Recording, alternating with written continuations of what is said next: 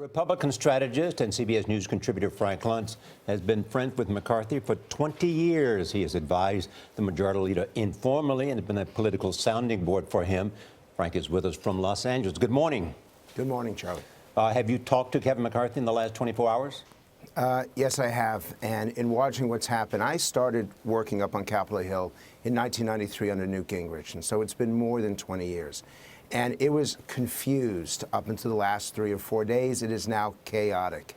And what was, to me, really pathetic, the inability of House Republicans to unite has now become a poison.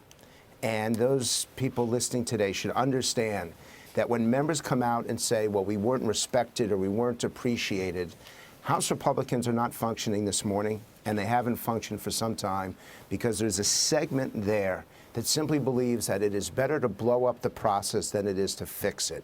It is better to pull people apart than it is to find some way to collaborate and to cooperate and to work together. Yes, yeah. All right, I hear you on that. Got that, yeah. So are there other reasons why he said, look, I don't need this, I'm out of here?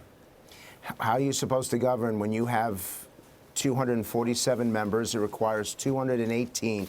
It's simple math, Charlie. If you can't get to 218 votes on the floor, you can't get anything passed. And in the end, Kevin McCarthy, more than anything else, understands his responsibility, not just to his constituents, but to the country, that you have to be able to govern. And if you can't get those votes, then what good is it to be Speaker of the House? So it had nothing to do, Frank, with the statement from Walter Jones that if there are any misdeeds, you should withdraw now, because I saw interviews from lawmakers that said that morning he was asking for votes. By the afternoon, he pulled out, and someone said something happened within that 4-hour period.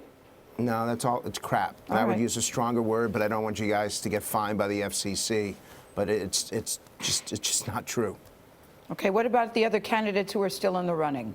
Jason Well, Chaffetz and Daniel Webster. They talk about we need a new face. The problem is this is not a debating society or the Kiwanis Club. This is Speaker of the House of Representatives of the United States of America. You don't want a new face. You want someone who knows the rules. You want someone who knows procedure. You want someone who knows what regular order actually is. And you want someone who can listen, not just to a narrow group of people, but to the entire Congress. I don't see any candidate other than Paul Ryan who has the capability of doing it. I know that they are talking to him. I know that there's a considerable amount of pressure on him.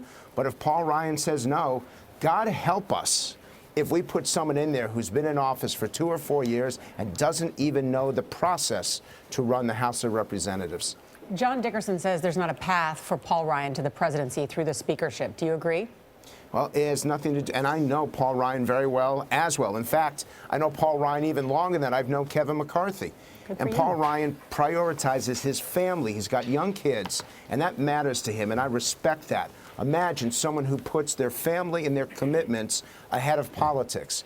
He is focused on his job as chairman of Ways and Means, so I can understand why he would say no. However, I'm hoping that he changes his mind because he's the only one who can talk to the conservatives, the moderates. He's the only one who understands the rules, and he's got a brain for policy, which is what we need in Washington right now. All right, Frank Luntz, thank you so much.